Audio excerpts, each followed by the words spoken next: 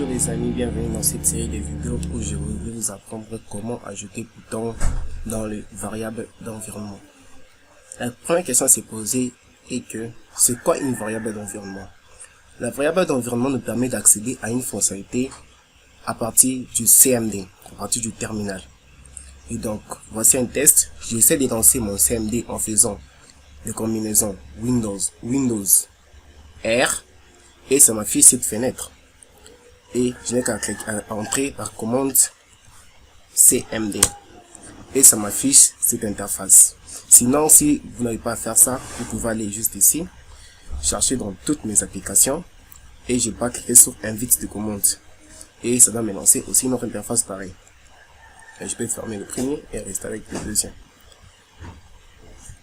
Et les variables d'environnement nous permettent d'accéder à des applications déjà installées dans notre PC. Par exemple, pour lancer Python ou Visual Studio Code que j'ai déjà installé dans ma machine à ce niveau. Donc si je vais venir Visual Studio Code, il est là. Il est déjà lancé et je l'ai déjà ajouté aux variables d'environnement. Pour dire si dans mon terminal j'ai tapé justement code, ça va me lancer Visual Studio Code. Ça doit me lancer Visual Studio Code. Et si je tapais simplement Python, et voilà, nous sommes déjà dans le terminal Python où je peux faire des imports.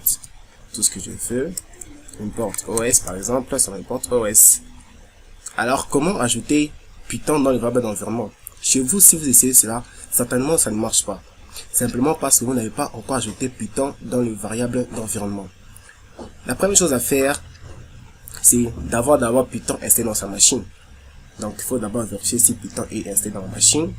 En partant juste là, je cherche Python. Je cherche si Python est installé, je vérifie. Et voilà, j'ai Python quelque part. Il est où? Bon, une recherche encore plus rapide, je n'arrive pas à retrouver ça. Alors, je vais taper Python.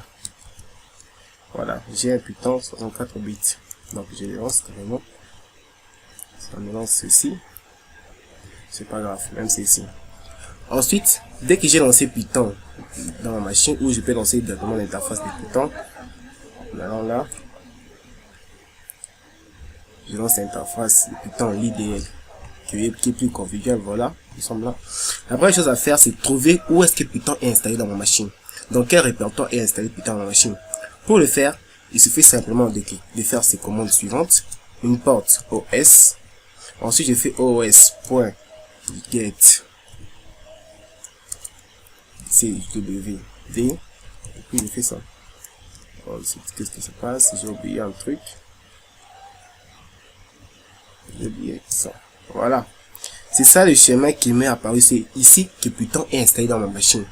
Je n'ai qu'à copier tout ce chemin. Textement de cette façon.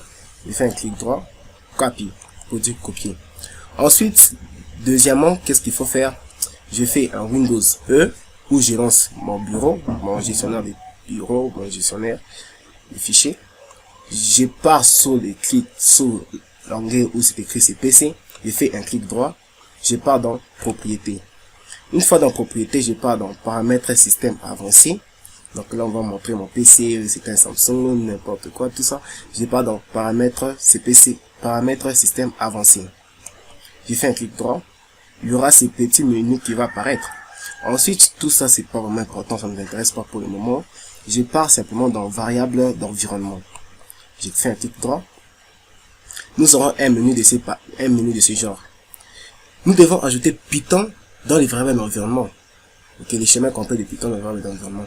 Mais on a deux fenêtres qui apparaissent. Lequel choisir? Je vais pas prendre simplement le premier. Ici, ce sont toutes les commandes accessibles en tant qu'utilisateur normal.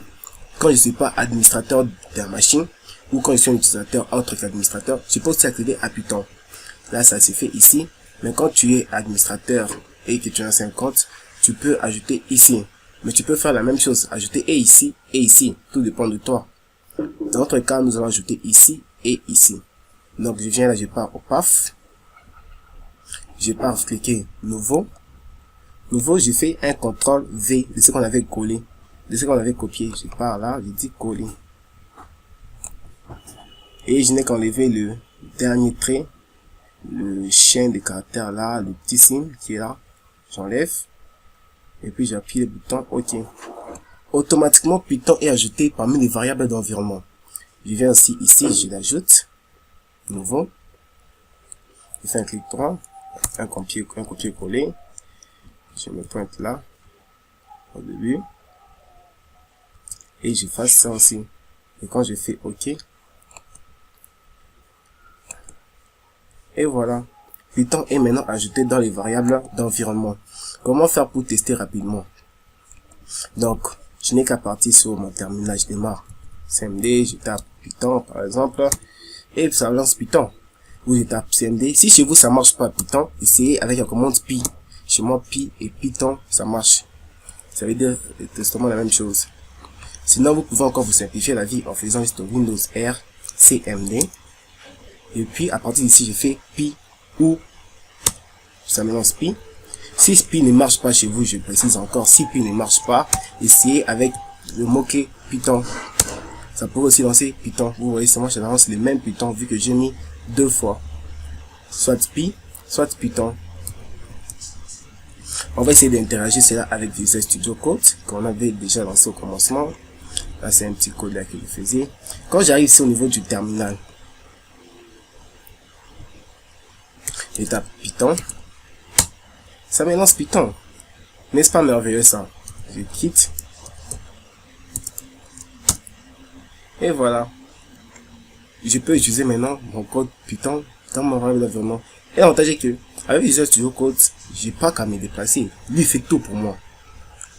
C'est tout pour cette vidéo. Si vous avez aimé, n'oubliez pas de cliquer sur le bouton j'aime juste en bas ou de partager sur les réseaux sociaux des questions de nous soutenir ou de laisser des commentaires si ça ne marche pas chez vous ou si vous avez des problèmes. Sans plus tarder, peace.